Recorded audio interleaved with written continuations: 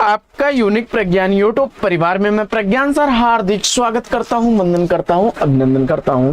प्यारे साथियों, सुबह के 5 बज चुके हैं। जिस प्रश्नोत्तरी 50 का आप बेसब्री से करते हैं इंतजार, आपकी चहती प्रश्नोत्तरी 50 लेकर के आपके बीच उपस्थित हूं। जैसा कि आप जानते हैं, प्रश्नोत्तरी 50 का मुख्य उद्देश्य आपके अध्ययन का आपको रिविजन कराना। वन लाइनर शैली में 50 महत्वपूर्ण प्रश्नों को प्रतिदिन सुबह सुबह आप करते हैं रिवाइज। तो इस रिविजन श्रृंखला से जुड़ने के लिए साथियों वीडियो को फटाफट लाइक और शेयर करिए। चैनल पर पहली बार होंगे तो चैनल को सब्सक्राइब करके बगल में बने हुए बेल आइकन से ऑल बटन को प्रेस करना बिल्कुल ना भूलें। आपके लाइक शेयर सब्सक्रिप्शन से हमको मिलता है पुनर्बलन ऐसी पाठचर्या प्रतिदिन लाने के लिए। तो मुझे उम्मीद है कि अपना प्यार दुलार स्नेह देंगे। साथियों, आज की इस पाठचर्या को प्रारंभ करें उससे पूर्व देखेंगे प्यारा सा मॉर्निंग कोर्स। और आज के सकारात्मक विचार में बड़ी महत्वपूर्ण चीज कही गई है कि आज उठकर अपने लक्ष्य की तरफ बढ़ो, सफलता आपके कदमों में होगी। अगर आपका नियमित कदम लक्ष्य की तरफ बढ़ता रहेगा तो निश्चित सफलता आपके कदमों में होगी। इस बात में कोई दो राय नहीं साथियों। तो अपने लक्ष्य के प्रति हमेशा अपने आप को समर्पित रखिए, काम करते रहिए, मस्त रहिए, तैयारी करते रहिए। और इसी मॉर्निंग कोर्स के साथ प्रारंभ करेंगे शायद प्रश्नोत्तरी 50 को और देखेंगे आज का पहला प्रश्न। मानव प्रकृति का ज्ञान तुलसी से अधिक उस युग में किसी को नहीं था। यह कथन किस विद्वान का है? इस प्रश्न का सही जवाब आचार्य हजारी प्रसाद द्विवेदी उत्तर चुन करके राइट आंसर दिया। दूसरा प्रश्न है कि जयशंकर प्रसाद की किस कृति को हिंदी का मेघदूत कहा जाता है? आंसू उनके द्वारा लिखा गया 133 छंदों का विरह ग्रंथ है और 1925 ईस्वी इस ग्रंथ का प्रकाशन वर्ष है। आंसू को जयशंकर प्रसाद की रचना हिंदी का मेघदूत कहलाती है। प्रश्न संख्या 103 है कि जयति राज राजेश्वरी जय जय परमेश की यह पंक्तियां किस रचनाकार की हैं?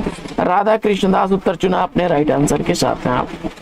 चौथा प्रश्न है कि बाधाओं के बावजूद नई औरत किसकी रचना है? बाधाओं के बावजूद नई औरत ऊषा महाजन की रचना है। प्रश्न संख्या 5। पांचवा प्रश्न है कि रीतिकाल के किस कवि को साक्षात रसमूर्ति किसने कहा है? जवाब में घनानंद को चुना आपने तो राइट आंसर है आपका। प्रश्न संख्या 6। छठवां प्रश्न है कि कामायनी भाष्य किसकी रचना है? कामायनी भाष्य द्वारिका प्रसाद सक्सेना की रचना है। सातवां प्रश्न है कि जीवन चक्र कृति के रचनाकार कौन है? जीवन चक्र रचना गंगा प्रसाद उपाध्याय की रचना है। प्रश्न संख्या 8। हिंदी में गीत नाट्य की प्रथम रचना कौन सी है? हिंदी में गीत नाट्य की प्रथम रचना करुणालय है, जयशंकर प्रसाद द्वारा लिखी गई 1912 ईस्वी इस रचना का प्रकाशन वर्ष। नौवां प्रश्न है कि सुख सागर तरंग नायिका भेद के रचनाकार कौन है? जवाब में देव को चुना आपने तो राइट आंसर है आपका। 10वां प्रश्न, आलोचना भी रचना है यह कृति किसके द्वारा लिखी गई है? आलोचना भी रचना है यह कृति काशीनाथ सिंह की है। प्रश्न संख्या 11। 11वां प्रश्न है कि अवंतिका काव्य कृति के रचयिता कौन है? अवंतिका काव्य कृति का रचनाकार जानकी वल्लभ शास्त्री को आपने चुना तो राइट आंसर है और 1953 ईस्वी इसका प्रकाशन वर्ष। प्रश्न संख्या 12। सचेतन कहानी के प्रवर्तक कौन है? महीप सिंह उत्तर चुना आपने तो राइट आंसर है। 13वां प्रश्न है कि आम के पत्ते काव्य रचना के लिए रामदास मिश्र को कौन सा पुरस्कार प्रदान किया गया? जवाब में व्यास सम्मान आपने चुना तो राइट आंसर 2011 ईस्वी इसका प्रकाशन वर्ष। 14वां प्रश्न है कि शहादत नामा कहानी के लेखक कौन है?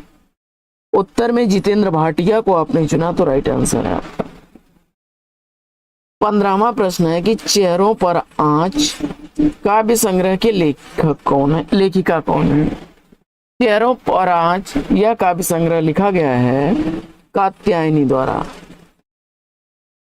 अगला प्रश्न प्रश्न संख्या 16 है कि परख, सुनीता, त्यागपत्र उपन्यासों का प्रकाशन वर्ष क्या है?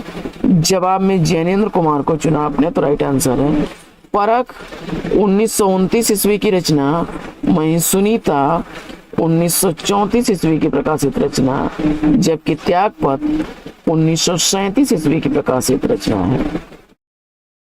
प्रश्न संख्या 17, दूसरा दरवाजा किस विधा की रचना है? दूसरा दरवाजा लक्ष्मी नारायण लाल द्वारा लिखा गया 1972 ईस्वी का प्रकाशित नाटक है। प्रश्न संख्या 18 है कि मृगनयनी उपन्यास के लेखक कौन है? मृगनयनी उपन्यास वृंदावन लाल वर्मा द्वारा लिखा गया 1950 ईस्वी का प्रकाशित नाटक है। प्रश्न संख्या 19, मॉरिशस का प्रेमचंद्र किस रचनाकार को कहा जाता है? मॉरिशस का प्रेमचंद्र किस रचनाकार को कहा जाता है? उत्तर में अभिमन्यु अनंत को चुना, प्रवासी साहित्यकार हैं, तो राइट आंसर है आपका। 20वां प्रश्न है कि साकेत कृति का प्रकाशन वर्ष क्या है? साकेत रचना का प्रकाशन वर्ष आपको बताना है और मुझे उम्मीद है कि इस प्रश्न का राइट आंसर आपने मैथिली शरण गुप्त द्वारा लिखी गई यह रचना 1931 ईस्वी की प्रकाशित रचना है। अगला प्रश्न 21वां प्रश्न है कि नरक यात्रा किसकी कृति है? नरक यात्रा कृति ज्ञान चतुर्वेदी की रचना है। 22वां प्रश्न है कि 30, 40, 50 उपन्यास के लेखक कौन हैं? उत्तर में प्रभाकर माचवे को चुना आपने, तो राइट आंसर है आपका। 23वां प्रश्न है कि कलापिनी काव्य कृति का प्रकाशन वर्ष क्या है? कलापिनी काव्य कृति का प्रकाशन वर्ष 1940 ईस्वी है। कलापिनी केदारनाथ मिश्र प्रभात की रचना है। 24वां प्रश्न है कि मिट्टी की बारात कृति के रचनाकार कौन है? मिट्टी की बारात शिवमंगल सिंह सुमन की रचना है। 1972 ईस्वी इस रचना का प्रकाशन वर्ष है।